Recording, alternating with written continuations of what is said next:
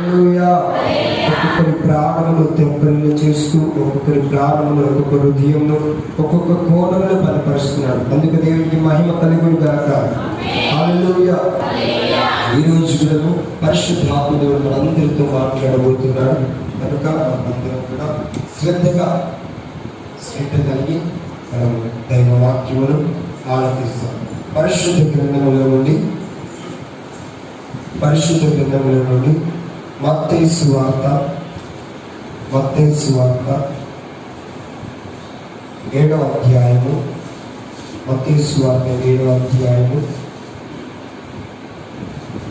21వ వచనం నుండి మనం ధ్యానిస్తాం.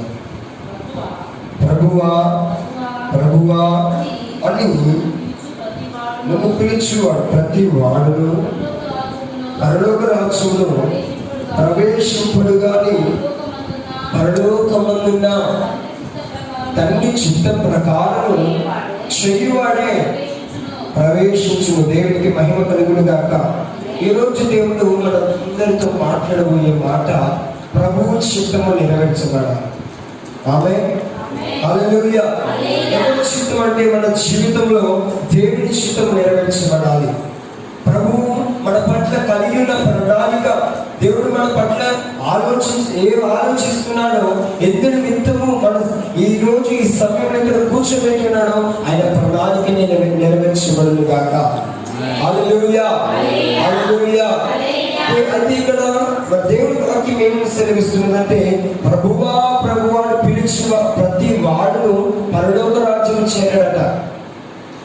మనం చాలాసార్లు మనం ప్రార్థన చేస్తూ ఉంటాం, ప్రభువా యేసయ్యా నన్ను కనికరించు దేవా యేసయ్యా అని చాలా బిగ్గరగా కేకలిస్తాడు. చాలా కేకలు వేసుకుంటూ చాలా మంది చాలా రకాలుగా ప్రార్థన చేస్తూ ఉంటారు. కానీ ఇక్కడ దేవుడు వాక్యం ఏమని సెలవిస్తున్నదంటే ప్రభువా అని పిలుచుకు ప్రతి వాడు పరలోక రాజ్యంలో ప్రవేశింపడట. పరలోక రాజ్యంలో ఎవరికి ప్రవేశం ఉన్నదంటే ఆయన చిత్త ప్రకారం నడిచిన వారికి పరలోక రాజ్యంలో స్థానం ఉన్నది. ఆమేన్. హల్లెలూయా. ఎవరికి స్థానం ఉన్నదంటే పరలోక రాజ్యంలో దేవుని చిత్తం నెరవేర్చు వారికే పరలోక రాజ్యంలో స్థానం ఉన్నది. దేవుని చిత్తం ఏమైనది, దేవుని చిత్తము నీ పట్ల ఏమైనది, నా పట్ల ఏమైనదో దేవుని వాక్యము మనము ధ్యానిస్తాం. 24వ వచనం కూడా మనం చదువుకుంటాం. కాబట్టి ఈ నా మాటలు విని వాటి చొప్పున చెయ్యి ప్రతి వాడును బండ మీద తన ఇల్లు కట్టుకొని బుద్ధిమంతుని పోలిను. హల్లెలూయా. ఆ మాటలు ఎవరి మాటలట? దేవుని మాటలట. చాలాసార్లు దేవునితో మాట్లాడుతున్నాడు. ఏమని మాట్లాడుతున్నాడంటే నువ్వు దేవుని చిత్తానికి లోబడాలి, దేవుని వాక్యానికి లోబడాలి, దేవుని అడుగు చాటులో నడవాలని దేవుడు సూటిగా నీతో మాట్లాడుచున్నాడు. సహోదరి, సూటిగా దేవుడు నీతో మాట్లాడుచున్నాడు. ప్రభువు చిత్తానికి లోబడాలని, ప్రభు వాక్యానికి లోబడమని చాలాసార్లు దేవుడు నీతో మాట్లాడుతున్నాడు. తన ఆజ్ఞలను కైకొనమని దేవుడు మాట్లాడుతున్నాడు. దేవుని వాక్యానికి విధేయుడై ఉండాలని దేవుడు మాట్లాడుతున్నాడు. మనం విధేయుడై జీవించాలి. ఈ నా మాటలను చదువుకున్నాము ఒకసారి. కాబట్టి ఈ నా మాటలు వినాలంట దేవుని మాటలు. చాలా మంది దేవుని వాక్యం అంటే అశ్రద్ధ. మందిరంలో వచ్చినప్పుడే చేతిలో పరిశుద్ధ గ్రంథం ఉంటుంది. ఆ తర్వాత ఎక్కడ ఉంటుంది? చాలా మంది ఎక్కడ పెడతా ఉంటారు, తీసుకుపోయి ఏదో బళ్ళ మీదనో టీవీ ప్రక్కనో లేకుంటే ఒక ప్లేస్ ఉంటుంది. బైబిల్కు ఒక ప్లేస్, మన ఇంట్లో ఒక ప్లేస్ ఉంటుంది. ఆ ప్లేస్లో వెళ్ళి బైబిల్ అక్కడ పెడతా ఉంటాం. బైబిల్ అక్కడ పెడతా ఉంటాం, దేవుని వాక్యం ప్రక్కన వేస్తా ఉంటాం. దేవుడు ఏమంటున్నాడంటే ఈ నా మాటలు విని దాని ప్రకారంగా నడుచుకున్న వారికి పరలోక రాజ్యం ఉన్నది. హల్లెలూయా. హల్లెలూయా.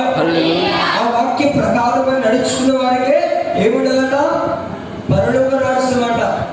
పరలోక రాజ్యంలో మనము రక్షించబడ్డాం కాబట్టి క్రైస్తవులకు పరలోక రాజ్యము ఖచ్చితంగా ఉండాలి. ఆమేన్. హల్లెలూయా. నువ్వు క్రైస్తవుడిగా ఈ లోకంలో నువ్వు జీవించి నువ్వు ఎన్నిసార్లు ఉపవాసంలో ఉండి ఎన్నిసార్లు నువ్వు కన్నీరు కాల్చినా నువ్వు సరైన నడవడికలు నడవకుంటే అది వ్యర్థమే. ఆయన వాక్య ప్రకారంగా నువ్వు నడవకుంటే వ్యర్థమే. నువ్వెంత కన్నీరు కాచు, నువ్వు ఎన్ని ఉపవాసాలను ఎన్ని ప్రతి వారం చర్చికి రా, అదంతా ఏంటి కదా వ్యర్థం. వ్యర్థం అంతా వ్యర్థం.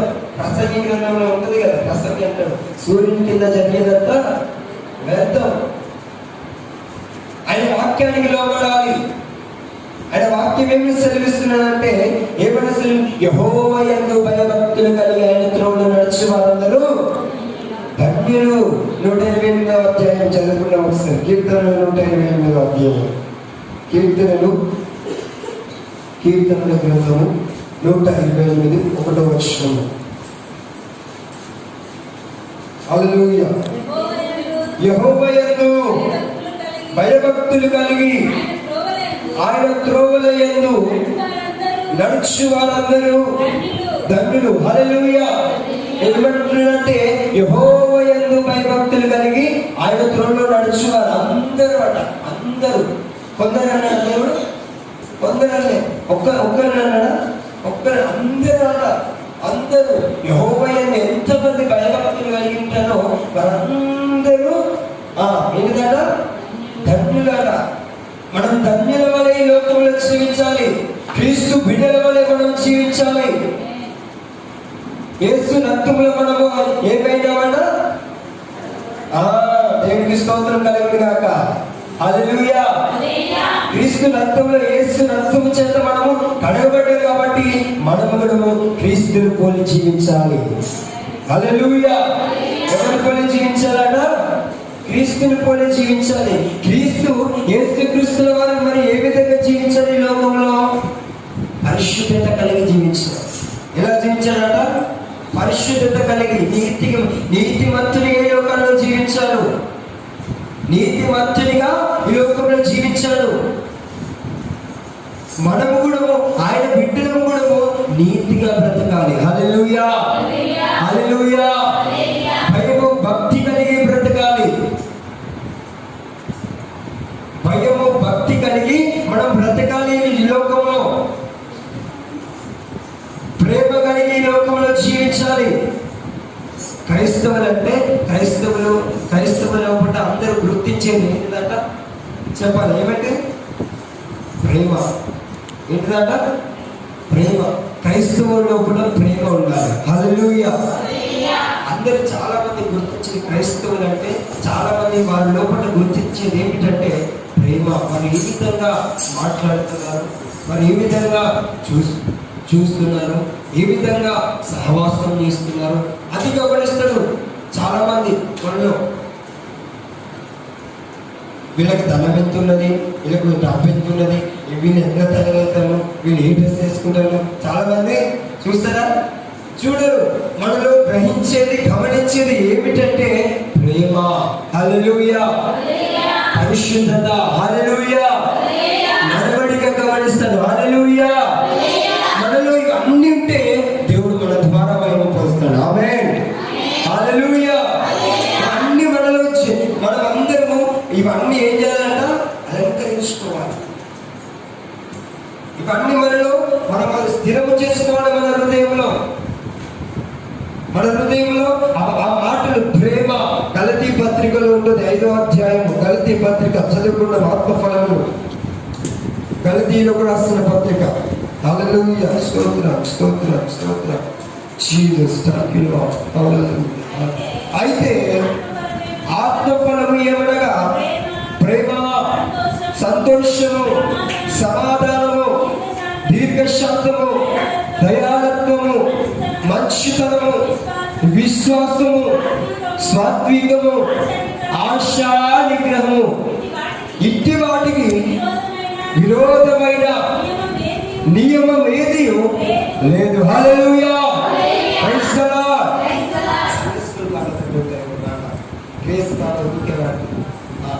ఆత్మఫలములు 9 గలతీయ మాటలు. ఆత్మఫలములు 9 యేసు సంబంధులకు నియమమిది. క్రీస్తు యేసు సంబంధులకు నియమమిది. హల్లెలూయా. దేవునికి స్తోత్రం. హల్లెలూయా. ఎవరికి నియమం మాట? క్రీస్తు యేసు సంబంధులకు నియమం మాట. ఇది ఒక గుర్తింపు. ఇవన్నీ క్రీస్తు యేసు సంబంధిలో కూడా ఉండాలి. ఆమేన్. హల్లెలూయా. క్రీస్తు రక్తము చేత కడగబడిన వారిలో ఉండాలి. మనమందరం ఎవరి రక్తంలో కడగబడ్డామాట? యేసు రక్తంలో కడగబడ్డాము. యేసు రక్తంలో యేసు నందు మనము బాప్తిస్మము పొందాము. కాబట్టి అన్ని ప్రేమ, సంతోషము, సమాధానము, దీర్ఘశాంతము, దయాలత్వము, మంచితనము, ఆశా నిగ్రహము ఇవన్నీ మనలో ఉండాలి. సమాధానం, ఒకరి పట్ల ఒకరు సమాధానం కలిగి ఉండాలి.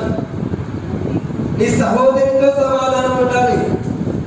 దేవుడు ఏమన్నాడంటే, నువ్వు ఆ దేవుని బలిపీఠం ఎదుగు వచ్చినప్పుడు నీ సహోదరితో సమాధానం కలిగి దేవుని పాదాలను చెంతకు రావాలంట. నీ సహోదరితో సమాధానం కలిగి రాకుంటే నువ్వు ఎంత ఆరాధించు, నువ్వు ఎంత స్తుతించే, ఎంత మహిమపరచు, ఆ మహిమకు దేవుడు యోగ్యుడు, అర్హుడు రానే రాడు. నీ కుటుంబంలో నువ్వు సమాధానం కలిగి ఉండాలి. నీ కుటుంబంలో, నీ సంఘంలో, నీ తోటి వారితో సమాధానం, ఐక్యత కలిగి ఉండాలి. హల్లెలూయా. Praise the Lord. మనమందరితో మనం ఎవరి సంబంధం మాట? క్రీస్తు యేసు సంబంధం.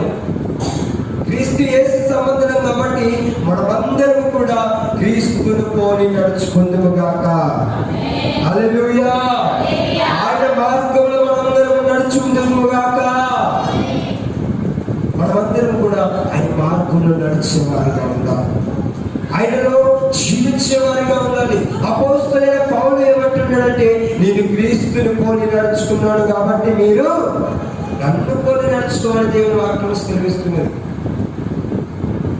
మన అపోస్తలుడైన పౌలు చాలా ప్రాంతాలకు వెళ్ళి సంఘాలు స్థాపించి సంఘాలలో బోధించేది ఏమిటంటే, నేను క్రీస్తుని పోలి నడుచుకున్నట్లుగా మీరు నన్ను పోలి నడుచుకోండి అంటే మాట ఎంత ఖచ్చితంగా ఏముంటున్నాడు.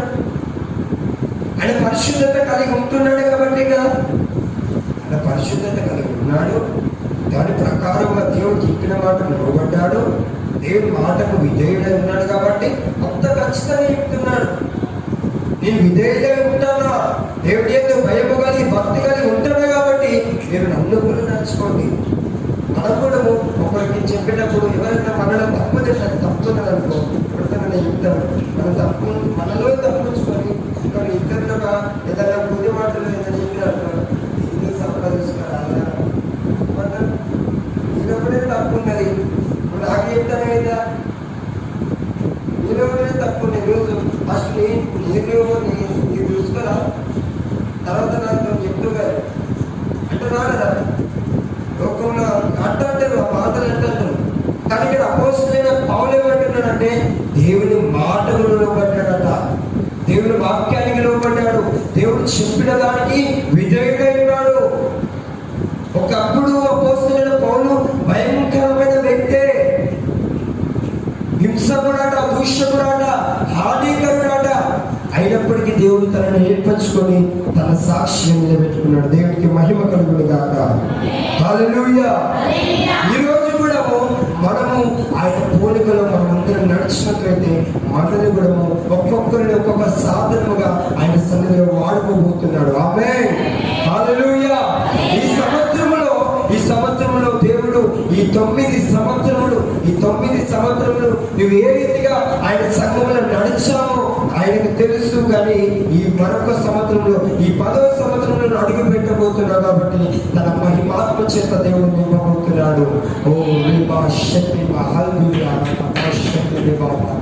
పరిశుద్ధాత్మ దేవుడు మాట్లాడుచున్నాడు. ప్రియ సహోదరి సహోదరుడా, ఆయన ప్రకారంగా, ఆయన వాక్య ప్రకారంగా మనము నడుచుకొని క్రీస్తు బండపై మనము నిలబడాలి.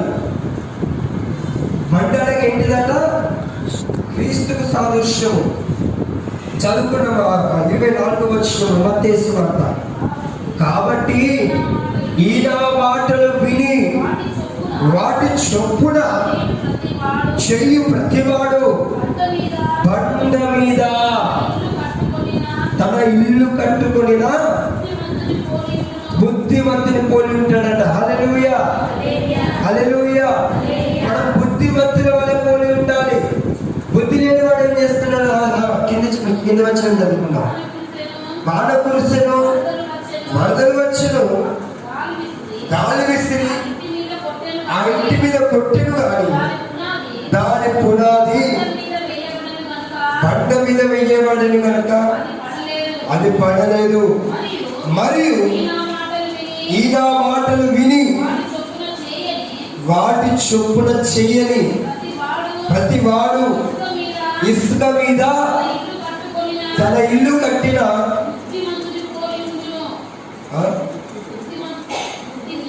బుద్ధిహీనుని పోలి ఉండును. వాన కురిసెను, వరదలు వచ్చెను, గాలి విసిరి ఆ ఇంటి మీద కొట్టెను, అప్పుడు అది కూలబడెను. హల్లెలూయా. ఇక్కడ బుద్ధిమంతుడేమో బండ మీద ఇల్లు కట్టుకుంటున్నాడంట. చాలా మంది ఇల్లు కట్టేటప్పుడు ఫస్ట్ ఏం చేస్తారట? పునాది రాయి కడతా అంటారు. పునాది దేనితో కడతారు? ఎక్కడితో కడతారా? రాయితో కడతారు. ఎందుకు రాయితో కడతారు? ఎందుకు రాయితో కడతారు? ఇల్లు గట్టిగా ఉండాలని. ఇల్లు ఒక్కసారి కట్టుకున్నారు, దాన్ని ఊకిగా కట్టుకున్నారు. కట్టుకుంటే ఒక్కసారి మంచిగా కట్టుకుంటారు, గట్టిగా ఉండాలి. ఉన్న ఆ ఒక 10-20 సంవత్సరాలైనా గట్టిగా ఉండాలని మంచిగా కట్టుకుంటారు. కింద మంచిగా సలాకేసి రాయితో రకరకాలుగా గట్టిగా ఉండాలంటే చాలా సిమెంట్ వేస్తారు కదా. అట్లా మరి బండ మీద ఇక్కడ బుద్ధిమంతుడు బండ మీద ఇల్లు కట్టుకుంటున్నాడు. అప్పుడట వాన కురిసిందట, వరదలు వచ్చాయట, గాలి వేసిందట. అప్పుడు ఆ బండ మీద కట్టిన ఇల్లు కాబట్టి అది కూలిపోలేదు. దేవునికి మహిమ కలుగును గాక. హల్లెలూయా. అది బండ మీద కట్టిన ఇల్లు, ఇసుక మీద కట్టిన ఇల్లు కాదు. ఇది బండ. దీని మీద కట్టిన ఇల్లు అయితే ఎలా ఉంటుందట? గట్టిగా ఉంటుంది. దీని మీద కట్టిన ఇల్లు ఎంత ఉంటుంది? ఇసుక మీద కట్టిన ఇల్లు ఎంత ఉంటుంది? కూలిపోతుంది. గట్టిగా వాడొచ్చిందనుకో, మన వచ్చిన వర్షం గట్టిగా కొట్టిననుకో ఏమవుతుందట? కూలిపోతుంది, కూలిపోతుంది. మనం బండ మీద కట్టిన ఇంటి వల్ల ఉండాలి. దేవునికి స్తోత్రం. హల్లెలూయా, హల్లెలూయా. బండనగా క్రీస్తుకు సాదృశ్యం. ప్రియ సహోదరి సహోదరుడా, క్రీస్తులో మనం కట్టబడాలి. మన ఆధ్యాత్మికమైన జీవితము క్రీస్తులో కట్టబడే వారిగా ఉండాలి. దేవునికి స్తోత్రం కలుగును గాక. క్రీస్తులో కట్టబడాలి. క్రీస్తు మనకు ఏమైనాడట? సంఘానికి ఏమైనాడు? క్రీస్తు శిరస్సు అయినాడు, శిరస్సు అయినాడు. దేవుడు సంఘానికి క్రీస్తు శిరస్సు అయినాడు కాబట్టి మనము క్రీస్తుకు లోబడాలి, క్రీస్తులో కట్టబడాలి. మన ఆత్మీయ జీవితము క్రీస్తు నీ దేవుడు నీతో ఏది మాట్లాడతాడో ఆ మాటకు లోబడాలి. ఇన్ని సంవత్సరాలు నువ్వు ఏ రీతిగా నడుచుకున్నావో, నీ ఆత్మీయ జీవితము ఏ విధంగా నడుచుకున్నదో, నువ్వు ఏ విధంగా దేవునిలో ఉన్నావో ఆయన బహుమాట ఎరిగి ఉన్నాడు. ఇక ముందు ఈ 10వ సంవత్సరంలో అడిగి పెట్టబోతున్నావు కాబట్టి తన ఆత్మచేత దేవుడు నిన్ను నింపి ఉన్నాడు. నీవు ఇక వెనుతిరిగి చూడకుండా సాగిపోదుగాక.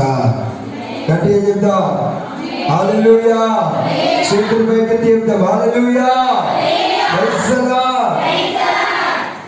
మనమందరం కూడా బండ మీద కట్టిన ఇంటి వల్ల ఉండాలి. ఇసుక మీద కట్టిన ఏ విధంగా ఉండదో ఒకసారి చదువుకొని మన వాక్యము ముగించుకుందాం. మరియు ఈ నా మాటలు వాటి చొప్పున చెయ్యని ప్రతివాడు ఇసుక మీద తను ఈ నా మాటలు వినని ప్రతివాడట. వినలోనే ఏం చేసిందంటే, మరి ఆ కొంతమంది దేవుడి వాక్యం చెప్తుంటే ఆశ్రద్ధ పెడతాడు, దేవుడి వాక్యం పక్కన పట్టి పెడతాడు. ఇటు దేవుడు దైవ సేవకుల్లో ఉండి బోధిస్తూ ఉంటే కొద్ది వాళ్ళ దృష్టితో పోతుంది. కళ్ళు మాత్రము అటే ఉంటాయి, కానీ వాళ్ళ ఆలోచన ఎక్కడ ఉంటాయంటే ముఖ్యంగా దేశం అంతా తిరుగుతాయి. వాళ్ళ ఆలోచన ఎక్కడంటే అట దేశం అంతా తిరుగుతాయి. ఎక్కడెక్కడ మనం వెళ్ళలేము. ఆస్ట్రేలియా కూడా పోతాయి. నేను స్తోత్రం. హల్లెలూయా, హల్లెలూయా. మరి వాళ్ళని ఏమంటున్నాడంటే, ఈ నా మాటలు వినని ప్రతి వాడు ఇసుక మీద కట్టుకుని ఇంటి వల్ల ఉంటాడట. బుద్ధిహీనుడు పోలి ఉంటాడట. బుద్ధిహీనుడట. వాడికి పెట్టే పేరేంటిది? బుద్ధిహీనుడు. మనం బుద్ధిహీనుల వల్ల ప్రవర్తించకూడదు. బుద్ధిహీనుల వల్లే మనము ప్రవర్తించవద్దు. దేవుడు వాక్యం సెలవిస్తున్నది, జ్ఞానము గల స్త్రీ అట ఏం చేస్తుందట? తన ఇల్లును కట్టుకుంటుందట. జ్ఞానము గల స్త్రీ వాళ్ళ ఇంటిని చక్కదిద్దుకుంటుందట. ఇల్లు ఏ రీతిగా ఉన్నది? ఆగమాగం ఉన్నదా, అడిబడి ఉన్నదా, అదంతా చూస్తూ ఉంటుందట. బయటికి పోయి రాగానే స్త్రీలు ఏం చేస్తారంటే చాలా సార్లు ఇల్లు ఎక్కువ ఉన్నది, గమనిస్తూ ఉంటారు స్త్రీలు. జ్ఞానము గల స్త్రీలు అయితే నాకు గమనిస్తారు. జ్ఞానం గల స్త్రీలు అయితే బయటికి పోయి రాగానే వాళ్ళ పని ఏంటంటే కాళ్ళు అలసిపోయిన కదా కొంచెం పడుకున్న తర్వాత పనులు చేసుకుంటారు. కొంచెం పడుకున్న తర్వాత పనులు చేసుకుంటారు. ఆ తర్వాత చూసుకుంటారు. ఏదైనా ఉంటే చూస్తాం, వర్క్ చేసుకుంటారు. బుద్ధి లేని వారు అంటారట. వాళ్ళు బుద్ధి లేని ఉన్నాడు. జ్ఞానమైన స్త్రీ తన ఇల్లుని చక్కదిద్దుకుంటుంది. చక్కదిద్దుకునే స్త్రీల వల్ల ఉండాలి. దేవుడు నీతో మాట్లాడుతున్నాడు. ఒక ఇంటి పరిశుద్ధతనే కాదు, ఇంటి ఆత్మీయ స్థితి కూడా నువ్వు చూచుకుంటుగాక. హల్లెలూయా. నీ ఇంట్లో నీ ఆత్మీయత ఏ విధంగా ఉండదో అది కూడా గమనించాలి. గమనించే బాధ్యత నీకు ఉన్నది. ప్రియ సహోదరి, నా ఇంట్లో దేవుని ఆత్మ ఉన్నదా, లేకుండా దయ్యము సంచరిస్తున్నదా? మనం మూడు రాళ్ళ వల్ల మనం ఉండకూడదు. జ్ఞానము వల్ల ఉండాలి. ఆమేన్, హల్లెలూయా. జ్ఞానము వల్ల స్త్రీ వల్ల ప్రవర్తించాలి. జ్ఞానము వల్ల సంఘము వల్ల మనం ప్రవర్తించాలి. సంఘమా, దేవుడు మనతో సూటిగా మాట్లాడుతున్నాడు కాబట్టి ఆయన వాక్యానికి మనం అందరము లోబడుదుము గాక. Hallelujah, hallelujah. Praise the Lord, praise the Lord. మనకు బుద్ధి లేని వారి వల్ల ఉండకూడదు, కానీ బుద్ధి కలిగిన వారి వల్ల ఉండాలి. దేవునికి స్తోత్రం కలుగును గాక. బుద్ధి లేని వారు క్రీస్తు రానున్నాడు, క్రీస్తు రానున్నాడు, క్రీస్తు రానున్నాడు. కాబట్టి బుద్ధి కలిగిన వారందరూ దివిటీలు పట్టుకొని క్రీస్తు కొరకు ఎదురు చూస్తున్నారట. క్రీస్తు కొరకు ఏం చేస్తున్నారట? ఎదురు చూస్తున్నారు. మనం కూడా క్రీస్తు కొరకు ఎదురు చూడాలి. తన ఆత్మ కొరకు కన్ను పెట్టుకొని జీవించాలి. కన్ను పెట్టుకొని మనము ప్రవర్తించాలి. దేవుని రాకడ కొరకే మనం కనిపెట్టాలి. మన సంఘ క్షేమం కొరకు కనిపెట్టాలి. కుటుంబ క్షేమం కొరకు కనిపెట్టాలి. ఇవన్నీ కనిపెట్టు వారు ఏమిటట? జ్ఞానము గలవారట. ఏంటట? జ్ఞానము గల, బుద్ధి కలిగిన వారట. బుద్ధి లేనివాడు ఇసుక మీద కట్టుకుంటాడు. వాడు ఏది గ్రహించిన వాడు. ఆ కుటుంబం ఏమన్నా కానీ, ఆ వాళ్ళు ఏమన్నా కానీ, పిల్లలు ఏమన్నా కానీ, ఇదేగా వాళ్ళేమో ఎవరిని పట్టించుకోరు. వాళ్ళు ఎవరిని భర్తలు పట్టించుకోరు. భర్త తాగి కానీ, పిల్లలు తిరిగి కానీ, వాళ్ళని ఏమన్నా కానీ, వాళ్ళకి ఏం కావాలి? టీవీ ఉంటే సరిపోతుంది, టీవీ ఉంటే సరిపోతుంది. ఏంటంటే టీవీ ఉంటే సరిపోతుంది, టీవీ ఉంటే సరిపోతుంది. ఇది చాలు. టైంపాస్ కావాలి. రోజు అంటే టైంపాస్ కావడానికి టీవీ, కడుపు నిండడానికి టీవీ ఉంటే సరిపోతుంది. వీళ్ళని ఏమంటారంట? ఏమంటారు చెప్పాలి? బుద్ధిహీనులంట. బుద్ధిహీనులు. బుద్ధి కలిగిన వాళ్ళంట తన సంఘ క్షేమము, కుటుంబ క్షేమము, కుటుంబం ఏ రీతిగా ఏ మార్గంలో పోతున్నది, పిల్లలు ఏ మార్గంలో పోతున్నారు, పిల్లలు సరైన మార్గంలో పోతున్నారా, దేవుని వాక్యానికి లోపడుతున్నారా, దేవునికి విధేయులై ఉంటున్నారా, అన్ని గమనిస్తా ఉంటారు. దేవునికి స్తోత్రం కలుగును గాక. హల్లెలూయా. నా పిల్లలు నా మాట వింటున్నారా లేదా కూడా అని గమనిస్తా ఉంటారు. అన్ని గమనించిన వారు జ్ఞానం గలవారు, బుద్ధి లేని వారు కాదట. ఏంటిదట? జ్ఞానము. దేవునికి స్తోత్రం. మన సంఘంలో అందరూ జ్ఞానవంతులు గాక. హల్లెలూయా. జ్ఞానము వల్ల మన సంఘం అంతా నడుచుకును గాక. మనమందరం క్రీస్తు రాకడ కొరకే, క్రీస్తు కొరకు మనమందరము సిద్ధపడి మన ఆధ్యాత్మికమైన జీవితము మనమందరం క్రీస్తుని కట్టుకుని దేవుని రాకడ కొరకే కనిపెట్టుకొని దేవుని కొరకు జీవిస్తాం. మనమందరం కూడా మన ఆత్మీయ జీవితం మునుపు చూడలేని రీతిగా ఇక ముందు మన ఆత్మీయ జీవితము బండపై కట్టుకోవాలి. ఆమేన్. దేనిపైన కట్టుకోవాలట? బండపైన కట్టుకోవాలి. ఈరోజు దేవుడు మాట్లాడుతున్న మాట, మన ఆత్మీయ జీవితము బండపైన కట్టుకోవాలి. ఈ 10వ సంవత్సరంలో ఇక 2 రోజులే, ఇక ఒక్కరోజే అంతే. 2 రోజులు కాదు, ఒక్కరోజే. రేపైతే కాకపోతే ఎల్లుండి మార్చుకోవచ్చు.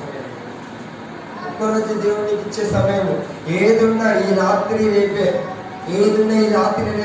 నువ్వేదున్నా దేవుడి దగ్గర మునుపు, నువ్వేదైతే దేవుడి మాట వినలేదో, మునుపు దేవుడికి ఏది నీతో మాట్లాడాడో దానికి లోపడలేదో, దేవుడు నీతో మాట్లాడింది నువ్వు నెరవేర్చలేదో, దేవుడి మార్గంలో నువ్వు నడవలేకపోయినా కావచ్చు, దేవుని అందు నిర్లక్ష్యం కలిగి జీవించడం కావచ్చు, నీ ఆత్మీయ జీవితం అయితే నిర్లక్ష్యం జీవించడం కావచ్చు.